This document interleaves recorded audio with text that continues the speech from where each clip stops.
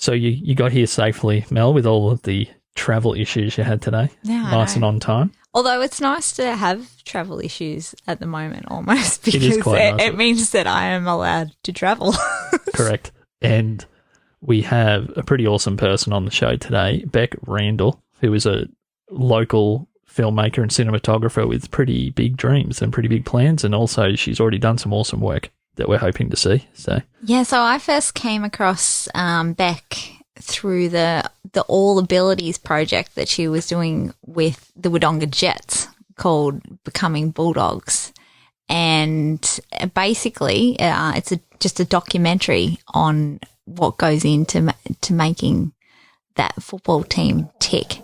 And from what I've seen, and I'm hoping that other people will see as well, there's a lot of craft that's gone into it, and she's a very impressive person. And dare I say, got a little bit of a girl crush.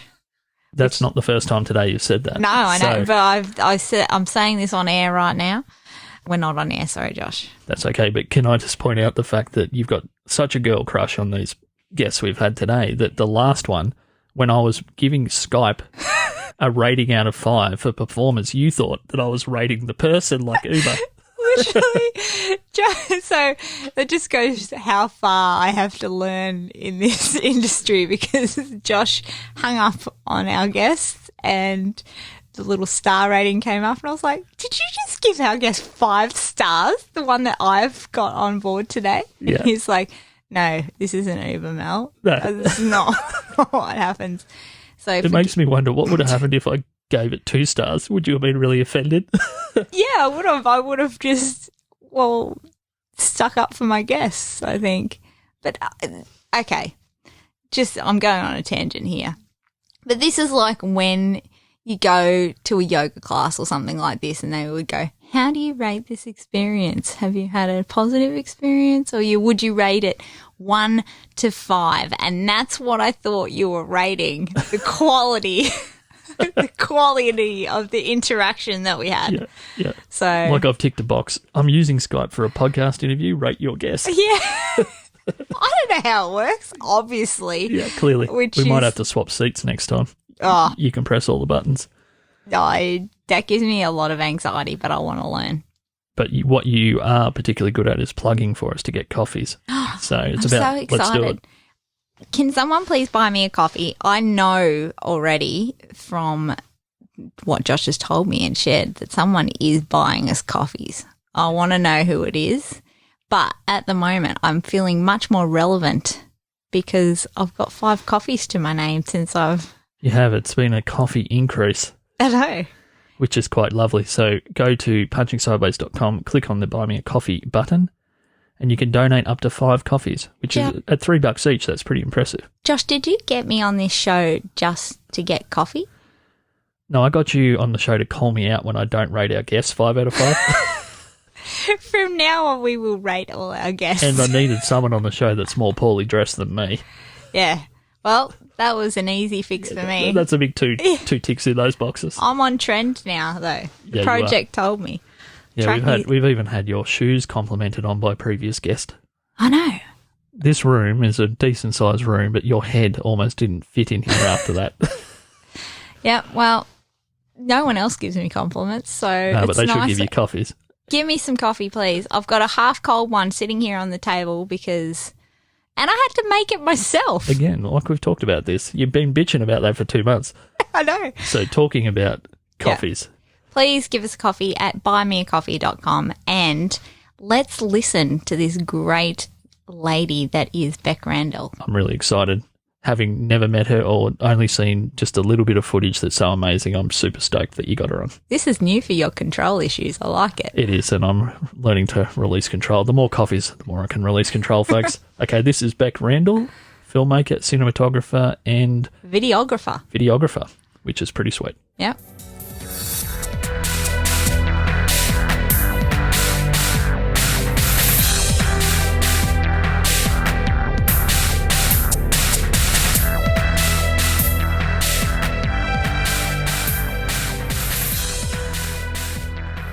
Well, welcome, Bec, who I'm very impressed by this person as well, Josh. because I met you, Bec, through my radio show, actually. And I got you on because you had just started, or were in the stages of producing a documentary called Becoming Bulldogs, which really tweaked my interest because, as I explained to Josh just earlier, if you've ever seen the Jets play, there is just such joy on their faces that you can't dismiss at all. So the fact that you were shining light on that drew me to you, and then to actually talk to you made me even more excited to learn a bit more. So can you sort of tell me about how you got into being a filmmaker, videographer, or explain to everyone at home who may not know who you are, shame on you, and let us know how you sort of came to where you are today with doing Sure. that. I probably had always dreamed of being in a creative industry like film or music, but it just hadn't really became an opportunity until I was in my late 20s. I started, photography as a bit of a hobby, and it grew very quickly, and then that morphed into videography. I was really enjoying it, but I still felt like I just wanted to take the work to the next level and work on something that was really meaningful and had purpose. So I had a lot of issues with self-doubt about my ability, sort of feelings of being an imposter and, a bit of a fraud, and all my work had been like a fluke, which I think is quite common in women, to have the imposter syndrome, they call it. So I thought the only way I could kind of overcome that was to get myself an education, because up to that point I'd been self-taught. So I enrolled in cinematography at the Victorian College of Art, so cinematography intensive. And that was just a dream come true to go there, because I'd always wanted to go to that school as a teenager. And I finally did. So that experience was great, because what I actually discovered was I already had a lot of knowledge, and I guess because I had been working quite intuitively, that up to that point it turns out I did kind of know what I was doing after all, and did have some skills, and that kind of gave me the confidence, to dare that bit bigger, I guess. And probably the next, around that same time, I came across some statistics about women in film that really just showed how underrepresented women are in the film industry. So at that time, probably over the last decade, in the top grossing films, women accounted for about 5% as directors and cinematographers, and only about 30% of women made up the speaking parts in film too. So in front of the camera and behind the camera, women were much less represented than men.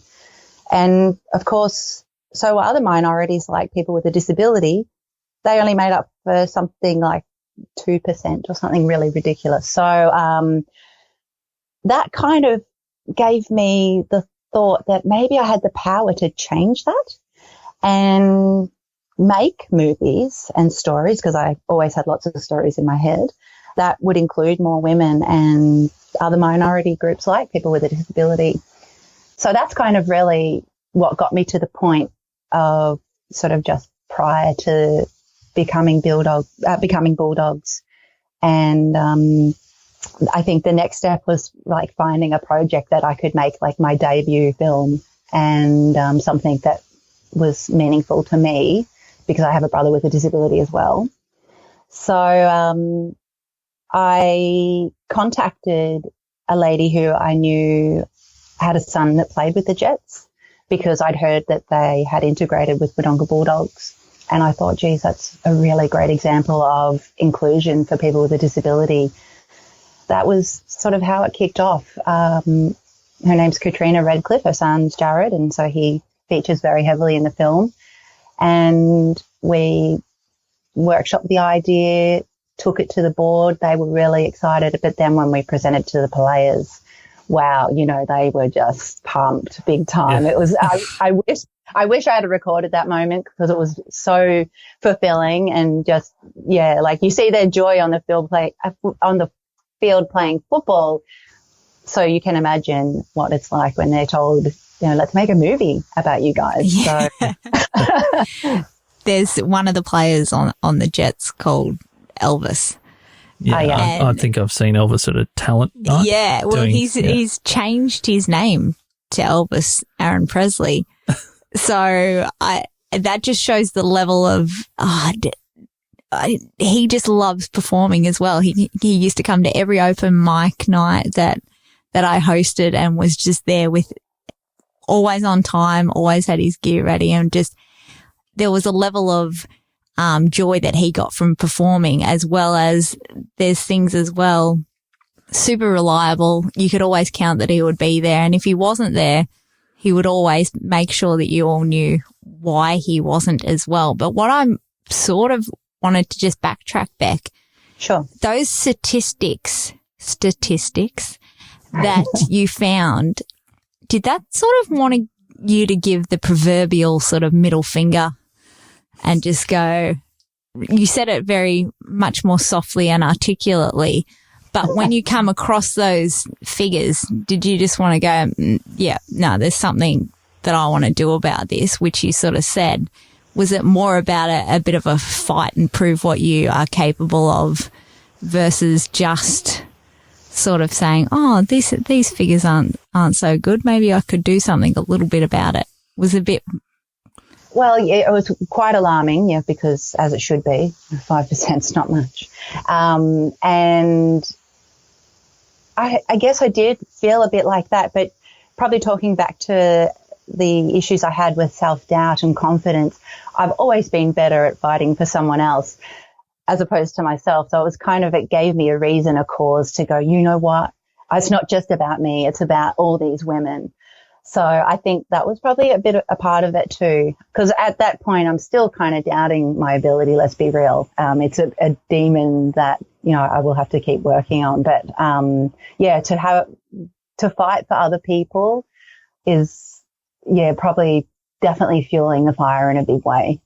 Do you think that's something that people are even aware of? That there is that gulf of underrepresentation there?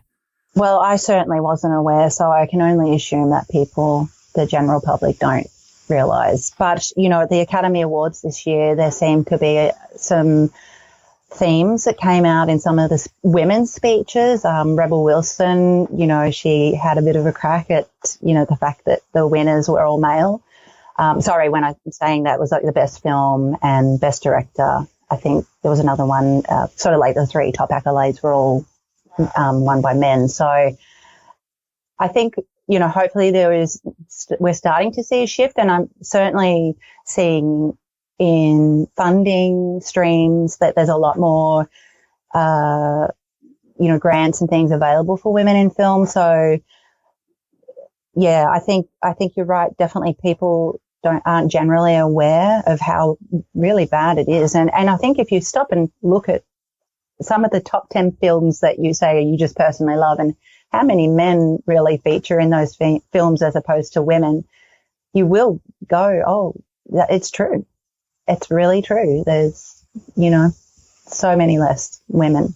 Do you find, Bec, that because there is such a divide, there is a pressure for you to feel like you have to execute much better work to be recognised than potentially, no disrespect, Josh, than if you were a man in a male-dominated industry where you would just automatically sort of be assumed that you knew what you were doing, and you've almost sort of pushed through the door a little bit and said, hey, I've got a product here. But do you feel a pressure that it has to be way better than what potentially the expectations of a man's production, I would say? Does that weight sort of fall on your shoulder a little bit to prove yourself? I think even removing gender from that, I think just because it's such a competitive industry, I think you do just have to be at the top of your game in order to have success. So that's kind of my endeavor now, is to really get as much skills and experience as I can to sort of take it to the pinnacle, really. But Yeah, I guess maybe even just being a woman in general, like that experience of growing up and, you know, I was born in 1980. So, you know, back then, really that we still didn't think women were suitable as police officers or in any sort of emergency service type role. So we probably, it's ingrained in our thinking that we do have to be better and more competitive perhaps than our counterparts. Yeah, it's an interesting question. I'll have to think more about that. Well, I'm only sort of bringing it up because I have felt that in my own life in dealing with a lot of men, and I don't know whether it was a pressure that I put on myself more so. I think it was coming from other people that were men as well, but also it came from myself. Well, if I'm going to be in this, I'm going to be better so that they can't dispute why I'm here. Right. If that makes sense. So it was almost, yeah, like sticking it to them pretty much. Yeah. So that was why I asked the question, because, I think when I heard about the Becoming Bulldogs as well, Can we just have just a little 30-second aside and describe what Becoming Bulldogs is for people that are listening? I think it's come up 3 or 4 times and we actually haven't described what it is. Yeah, right. So. I really wanted to play the audio, but that's we okay. can do that. I can put that in later. So Bec, would you describe it for us? Thank you. So Becoming Bulldogs follows a All-Abilities football team who were formerly called the Jets. They were a standalone football club that merged with the mainstream football club Wodonga Bulldogs. So it's following that journey, their transition into that club, and it's so follows their journey through the 2019 season, and it not only looks at their time on the field but also off the field. And you know, some of the players are very impressive. They have some fabulous, just the personalities are outstanding. You know, they're just such a joy to be around, and I think that really just comes through on a film. Sorry, can't think of the word. It radiates. Yeah. Yes. It radiates through the film in the audio as well as just the little snippet that I've seen. Just like I described to you, just the joy that they have with being allowed to do, or I shouldn't say allowed, but being able to do something that they just love doing so much, and being, like you said, included. Mm-hmm. And included with the Bulldogs is a great thing, but they already had their sort of little league and everything going on, and it's just giving them an outlet, I suppose, that, and forgive me if I'm wrong, that there would be a perception that they wouldn't be able to do otherwise. That's right. This enables them to participate and be part of that community. But I think we're still a long way to go, even though there's a few clubs like Jets that exist. I think there's still a long way to go in the community in general. Participation rates for people with a disability are so much lower than people without a disability. So there's a lot of work to do and a lot of perceptions to still change just about what people with a disability are capable of in sport, at work, and just contributing to society. So, you know, I'm really hoping the film will expand people's knowledge and persuade them to think a little differently. And maybe they can stop and think, well, how can I make my world more inclusive for people with a disability?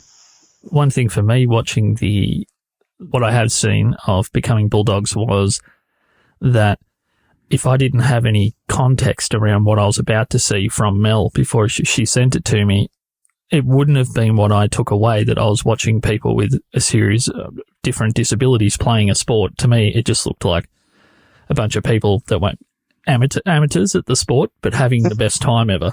And it was I didn't even really, honestly, I wouldn't have known what I was looking at to start with, except for the fact there was a bunch of people having fun playing football, which I think is kind of magic. Right. Yeah. And I think it also will hopefully highlight not only the difference that it makes to our lives by having the diversity and the vibrance and the colour and the ability to reflect on our differences. I think what it does for the people with a disability, how much confidence they get from just being accepted and having the ability to expand on their network, meet new people. You know, I think just following some of the individual outcomes of some of the players since they've been involved in the team, you know, they've become living independently and getting employment, and they really attribute some of that to playing the game. So it's a big deal. It is. It's really big. And I would attest, I think, that sometimes what people would see as a disability can actually give you so much more ability on a different spectrum. Absolutely. So I know I have some very good friends actually that either have Asperger's or are on the autistic spectrum, and the level of focus they have towards one thing, like I could just dream about having. So I think to look at it sometimes even as a disability isn't really fair. Yeah, it's probably our lack of language to describe correctly what it is that we're experiencing. And what we're seeing in people. And some of the most amazing people that I know would be considered, inverted commas, to have a disability, but I look at it completely the other way. Yeah. In that, what can I learn from this person? Because they see the world completely differently to how everyone else does. It's really Absolutely. cool. Yeah. So I've got another project that I'm working on with Australia's first legally blind fashion designer. Her name's Nikki Hine. She is an incredibly amazing woman. She will hopefully help raise that awareness too about the perceptions that people with a disability only fit inside a box. They only can do entry-level jobs.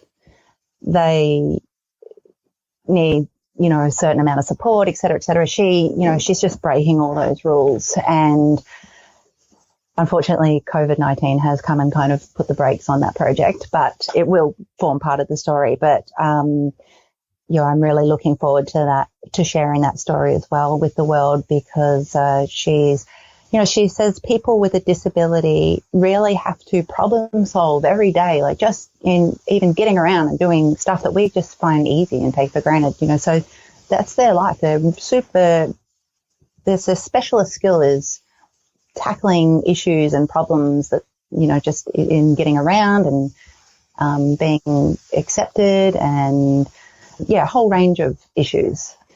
So they really are, you know, very skilled to look at becoming, I'm just trying to find the right words here because, it's totally gone from my brain.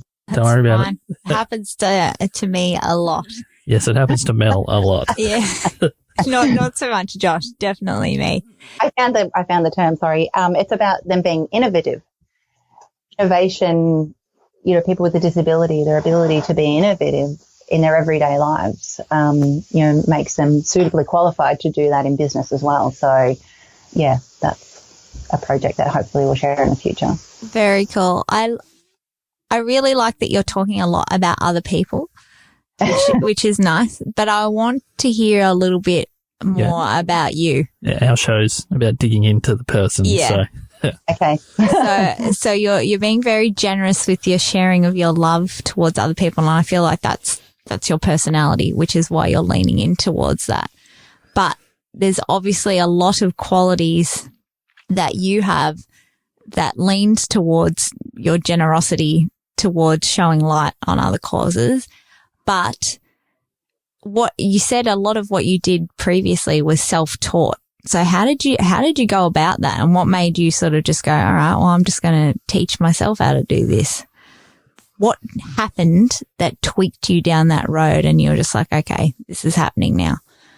I think creativity has been a part of my life from before I can really remember. You know, music was such a big part of my youth. So back in 1986, let's say, my mum was a nurse and my dad was a working musician, and sometimes he didn't get home in time to look after me when my mum went to work. So occasionally I went to the hospital and there was a piano there. So keeping myself occupied, because no iPads back then, I taught myself piano.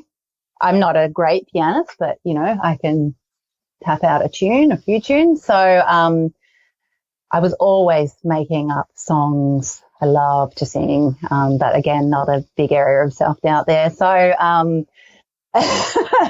but, you know, I was always doing something creative, writing stories all the time. I think I wrote a screenplay when I was like 12. Wow. Somewhere. It's lost on an old IBM somewhere. But I don't know. I think it's in my nature just to have a go, just to try something and just keep working at it. Maybe I've been quite fortunate that a lot of the things I've had a go at, I have been able to sort of nut them out. Or I think I'm very good at also finding out if I don't know, I'll find out who can teach me or how to learn or that's very much like you, Mel. Yeah. You're very good at that. It's the only reason I'm friends with you, Josh. Yeah, I know. Once she figures out how to press these buttons herself. Like, what can I get out of? I've got to spend time with him, obviously, to get a level of trust developed. That lack of feeling is mutual. And then what can I get out of this situation? Yeah. You're totally right. Like, I think I said it last night to Bec on the phone. I was like, I call it the rice cooker method, which I don't know. I made it up. I'm intrigued because I've sold a few rice cookers in my day, and so I'm not sure where this is going. The absorption method, where if you are around someone or something, you will automatically absorb part of what they're doing, whether you are doing it on purpose or not. So the fact that I'm sitting here with Josh right now and he is operating all the tech and that, I am still taking in a level of that information. It may not look like I am, but there will be stuff that will be getting squirreled away in the back that will be of use in the future. And if you can surround yourself or find people that, like you said, Bec, can, I suppose, be your rice cooker, then that's a really good way to learn. And often for me, it comes from just doing stuff for free. Yeah. Can I bring it, what you're saying, it's awesome. And I love the rice cooker thing. Bring that back to Bec. Talking about being around people. Would you have called yourself a football fan? And if not, does seeing a group of people that have as much or more joy for the sport than most people you would ever come across altogether, has that kind of rubbed off on you in any way? I already was a massive Collingwood fan, and I was fortunate to go to my first game when I was 9 years old. It was the Collingwood versus West Coast preliminary final replay match. Wow. So, bit of a mouthful. That was at Waverley Park. So, big footy fan. I grew up playing netball. My dad played football. I come from the humble little town Gurumbat near Benalla. Okay, Benalla I've heard of. Yeah. Right. Yeah. So, country football was a big, big part of our life because, again, there wasn't much to do really. So, and I have been away from that scene for quite some years. So it was a little bit unusual going back into a football club, and particularly, Gurumbat was a very small club compared to Wodonga Bulldogs. So I immediately noticed some differences in the way the club operates, but I absolutely love watching the Jets play, and spending time with them has been so fulfilling. It's such a simple thing to enable someone to do something they love. It's such a simple thing. So, to answer your question, I think if I wasn't already a football fan, it definitely would have won me over. Yeah. Well, I think that anyone that watches your documentary when it is released, post whatever we're all going through right now, will definitely get a feel for that. as well. Because, yeah, from what I've seen from that little snippet, it's going to be very impressive. Thank you. And we're talking about a snippet is that publicly available, Bec? That the little snippet we're talking about? Yeah. I produced the teaser ahead of the post-production schedule just because it's my debut film. I was trying to build some support for the film, and I just really wanted people to know what they were backing, what I could offer this project, who they were investing in. So the response has been fantastic, exceeded my expectations. So, and when we initially workshopped this idea, I immediately had a vision for how I wanted the film to look. I wanted it to have attitude. I wanted it to be highly entertaining and amusing, because people don't really get the reason still today why inclusion is important. And some people still view disability, unfortunately, as, a negative thing. So I thought, if I can make something that will, get people's attention, hopefully it will win them over, and also inform them and persuade them as to why we need to change. I was just wondering, I guess it's a two-parter. Just if we zoom out for a second, obviously everyone, other than, me and Mel today, we're making the podcast work, obviously remotely. Right. We're doing a lot of these. Mel's here in person with me, and our guests are joining us remotely. We're all in a bit of a creative holding pattern. How are you keeping your creative energy and focus up for something that, unless you've already got all the footage, which, you could probably tell us that if you have all the assets that you already need, but how are you keeping your own motivation up and keeping all the stakeholders, encouraged that it's actually going to happen through this now extended period of, a creative break that we've all been put on by the world? Yes. Yeah. Well, unfortunately, this situation, the coronavirus, has really had a big impact on my life, because I have 4 children who are all primary school aged. And of course, the schools have been closed, and now I'm responsible for homeschooling. So that has increased my demands in the home significantly. And, it was already it really was a juggling act prior to COVID-19, just trying to have a career and be a mother of 4. So it was almost like working 2 full-time jobs most of the time. And now you throw in homeschooling, that's really 3. So so something has to give. And unfortunately, it is my work. But it's just a pause. So I've been obviously in touch with some of the players to let them know that, and I think most people understand that pretty much the whole film industry is on hold at the moment. And the unfortunate part was I really had a plan for releasing the film at certain film festivals, and of course that has changed significantly. But, I'm still really hopeful of having the film produced this year, probably later this year. Most of the footage has been captured. There'll probably be a few pickup shots required here and there, but yeah, primarily it's just post-production phase now. And just further to that, I guess you're probably someone that may have some insight into this.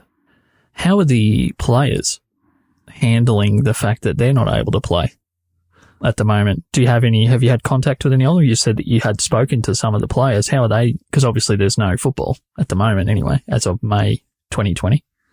I know one is having quite a hard time with it, and he has, he's put some things on Facebook that would suggest that. The others haven't really disclosed to me that, they're finding it challenging, but I can only assume that they're missing it. So you look at, I think we just got an announcement to return to sport in some capacity, so I'm hoping that includes them as well. Yeah. Yeah, because they're probably under more limitations with restrictions as well, I would imagine. I would expect their risk might be higher if they were to contract coronavirus. It could have much larger ramifications for their health. So, yeah, I'm not really sure what the directive will be for all-ability sports, but yeah, that's a good point. It may be longer than the others.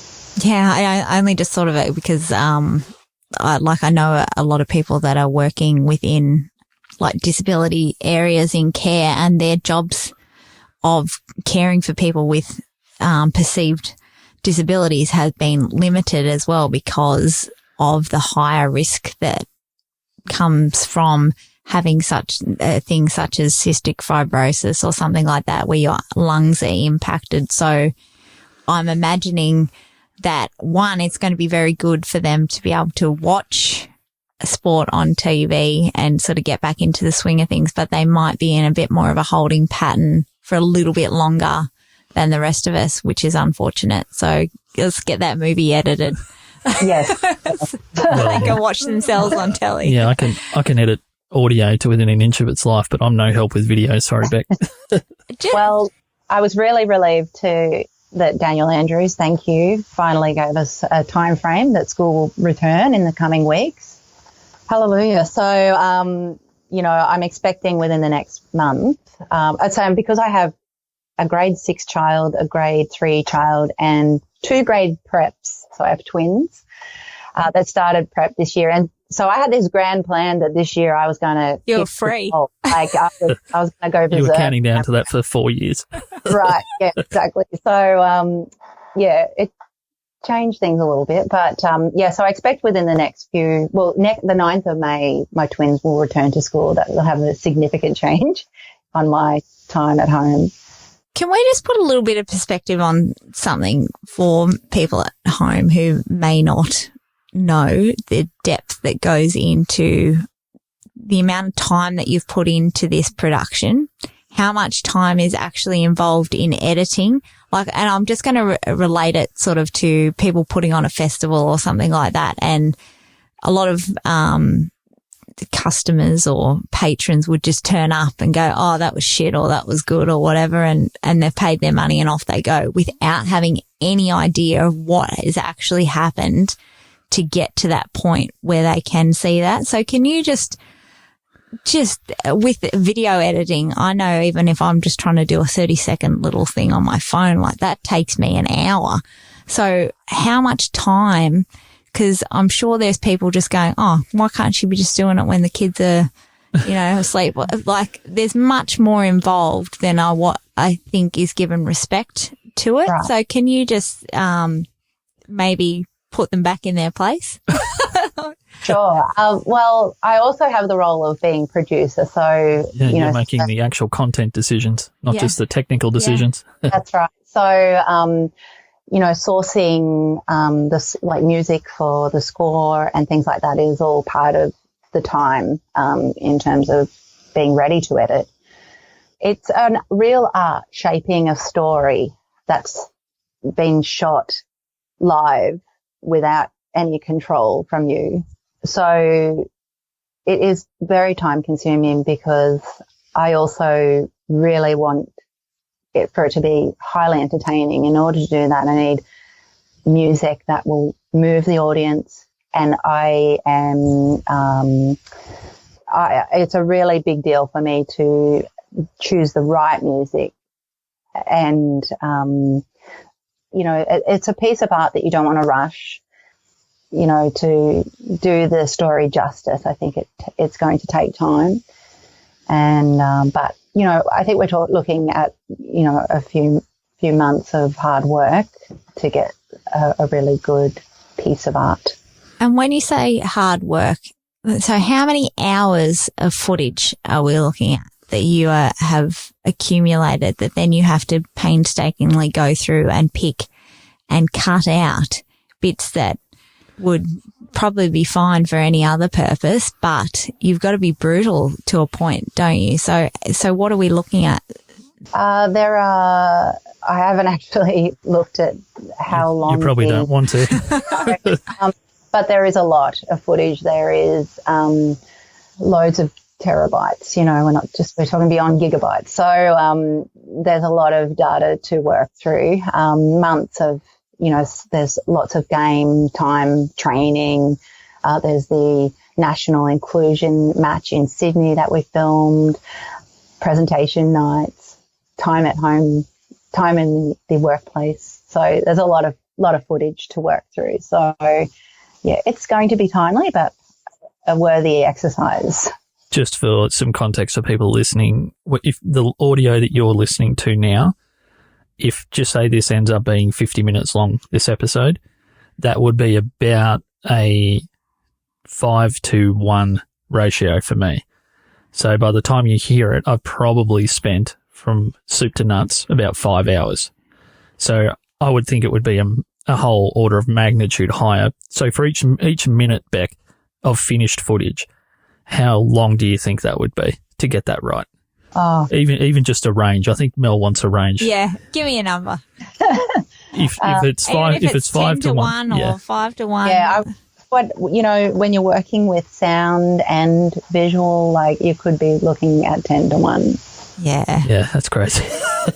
No, but I think it's important that people know that, because there is this disengagement, and I have it as well, of just going, and same with Josh. I'll be like, Josh, where's our podcast? Yeah. The other thing you said you were going to do it. The other thing about doing something that is locally focused or generated locally is I've had people ask why, because I've been podcasting back for nearly 8.5 years. I've never done a local show till this one. Why are you doing a local show? You'll limit your audience. And I'm like, yeah, that's true. But I've also got to see these people face to face. It's not some unknown mass of people out in the wilderness in North America. It's people that if I don't do a really good job and represent myself and Mel well with the editing and the production, they're people that can tell me face to face, that thing you're doing is not very good. Right. I'm assuming it's the same when you're part of the football club. Like, I think from what I get from what Bec said is that she really wants to give these guys a step up as well. So there's an added pressure. Like you said, you can't rush it, Bec, because you want it to be perfect. Absolutely. And I feel like as well, and I might need to clip you around the ear a little bit, that level of self-doubt creeps in, so that you probably take a little bit longer because you are questioning the decision that you're making and whether it is the right one or the wrong one. And I could be wrong, but I'm just... Yeah, I am relentless with all my work at going over and over and over and fine-tuning and fine-tuning and fine-tuning. And I think there is a saying that, an artist is never happy with their work.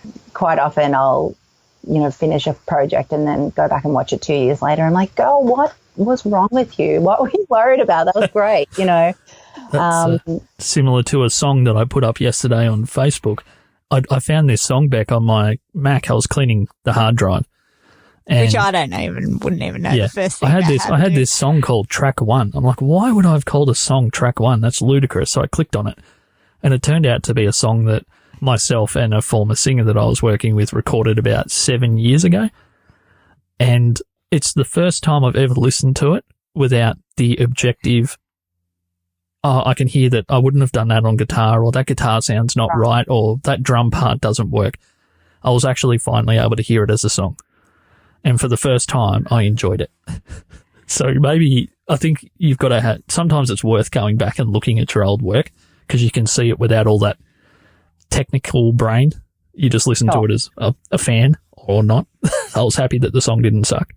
Yeah, and I've seen some of the stuff that you do, and I will give you a pat on the back and say that it's very good. And sometimes we are our own worst enemy of getting in that loop, almost to the point where you're in a looper pedal, and it's like, how can I make this better? How can I make this better? Oh, I could have done this. I could have done this. And it happens to me just when I'm doing little 30-second records for an ad. Yeah. And I could take an hour doing that, and then I go back and listen to the first one. I was like, oh, the first one was actually fine. Really good. Yeah. It was fine. So, I mean, I guess as painful it is to carry that, the advantage is that your expectations are high enough that you will work hard and make something perfect, because, as I said before, in such a competitive industry, there's so much content in the world now, like it's crazy. So, to have a chance of it being seen on a broadcast station, that it has to be the bee's knees. So, yeah, there is a silver lining in this album. I think that the name Ira Glass might not be that familiar to people, but he's the brains behind a podcast called This American Life, which is probably the progenitor to all of the storytelling type podcasts. It was the biggest one for a very long time, the documentary audio style. He's probably the king of that genre. And he said that your expectation always has to be paced in front of your audience. If what you're expecting to make is not as good as what they're expecting you to make, that you're never going to get there. I don't think it's actually, as Beck's saying, I don't think it's a bad thing. It's better than the opposite. I think it's a good thing to hold yourself accountable. And for me, no one can judge me more harshly than what I would judge myself. Yeah. So, or my material that I've put out. So it's almost, yeah, if you can look at stuff quite constructively and see how you can do better, then that can be a benefit. But what I'm saying to you, Beck, is don't doubt what you can do, because I've seen it. That's Thank you. Producer Mel's mouth, that one. Thank you. Righto, well, do we want to, now that we've just gone down a pure creative little sort of alleyway there, do we want to wind things up? We can wind things up and say thank you to the bee's knees of videography. And where can people see your current work, Beck? Is there somewhere online that's got previous work, or even just see the trailer for Becoming Bulldogs? So Becoming Bulldogs has its own Facebook page, so you can hop on there and check out the teaser. I also have a Facebook page, Bec Randall Film and Photography, that will have my other work, which is mostly video and some wedding videos and some commercial videos in there as well, and a lot of photography. So if you want to check out my work, that's where you'll find it. Facebook. Awesome. Cool beans. Thank you. Okay. Thanks, Beck. It was a pleasure getting to know you. Thank you so much. I really appreciate you taking time. I know you're super busy, so thank you. Oh, it was much lovely. Appreciate. And I will be touching base with you very soon. And enjoy those couple of days when the kids go back to school. I will. Thanks, Beck. Bye. Bye-bye. Wowzers. Good stuff, Mel. You are really, not only are you getting us coffees, but you're hitting the ball out of the park with these guests. I feel like I'm living up to the hashtag producer Mel now. And I would like to also... About five. Well, let me just say, when you first called me producer Mel, I was just happy to have a title. Yeah, you were happy to have your own hashtag. And really, that's the only reason that I jumped on board, was because you're like, oh, hashtag producer Mel. And I was like, yeah, I like it. Yeah. Sounds and good. you've got your own email. Yeah. And producermel@outlook.com. If you want to send a question or a guest suggestion, you can do that. So I'm probably the one who's going to have to check the email inbox, but... Yeah, look, I'm not that far down the producer chain it is. If co-host Mel sounded better as a hashtag, you probably would have been elevated. No, I like producer Mel. It makes me feel like I'm more important than what I actually am. Yeah, correct, which is all about making you feel important. One person who actually is important was our guest, who was just on Beck. Oh, so I'm just super impressed with the guests I've had on lately. Oh, yeah, just the best. I like how it's all about you. Yeah, no, she is... I was about to call her an impressive piece of work, but I feel like a piece of work has a negative connotation to it. Well, it's usually what you would say about a serial killer. Yeah, so. but dare I say a self-starter? Yes. Yeah, I like... You know what I really liked was I loved meeting people that have a certain level of energy that's not overwhelming, but they still get stuff done. Because I feel like that's a little bit who I am. Yeah. Like a bit of a quiet achiever, kind of get stuff done person. You did actually say, what did the tone that you said that Bec has? I didn't know what, because I've obviously only just met her, but she had a very soothing tone.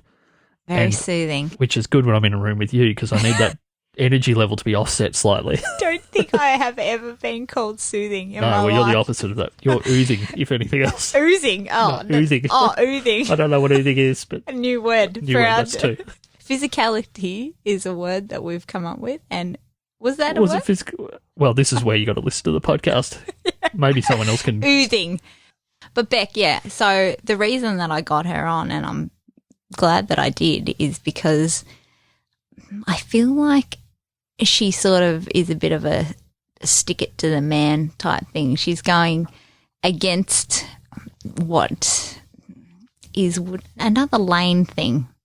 Yeah, she very much had a kind of rebellious spirit without it bashing you over the head, which is something I also liked. So that was good. And obviously we will at the end of today play some audio from her amazing little trailer. Yeah. And even just the voices are so engrossing.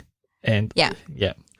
Can I just throw something out there? You can throw whatever you like. People some people act differently to different situations. I personally, like Bec, I think when your back's up against the wall, will react productively and just stick it.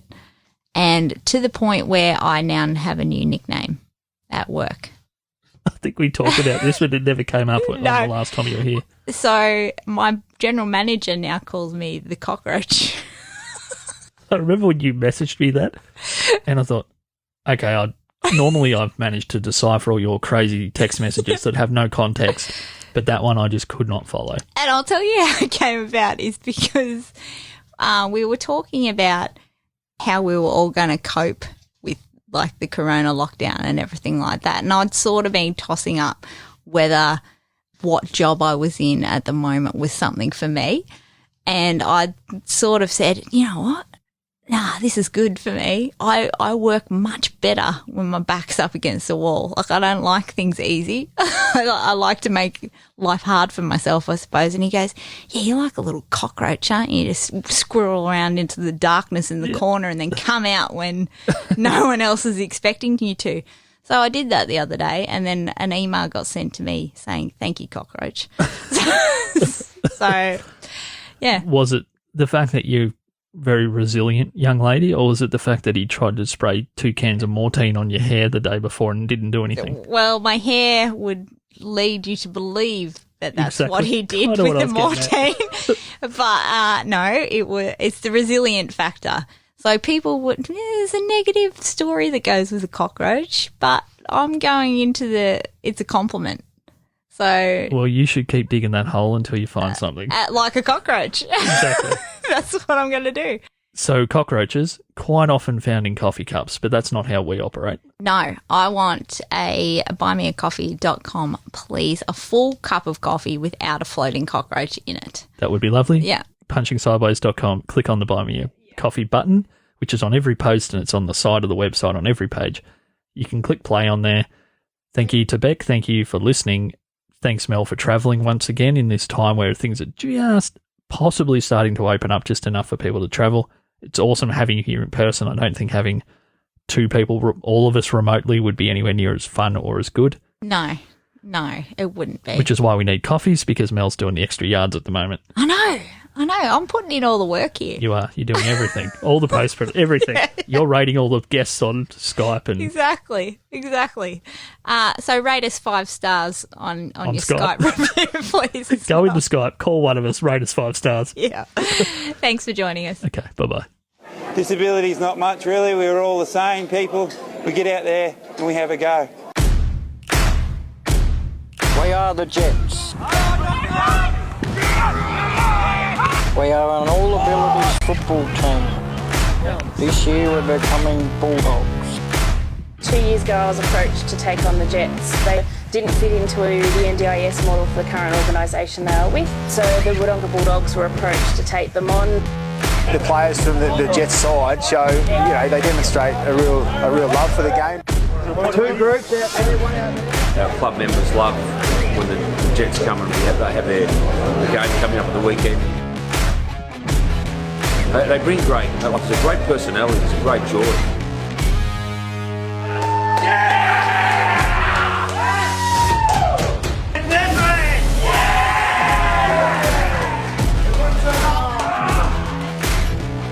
Oh, it just got me how excited they get with their footy, and it's just very, very infectious.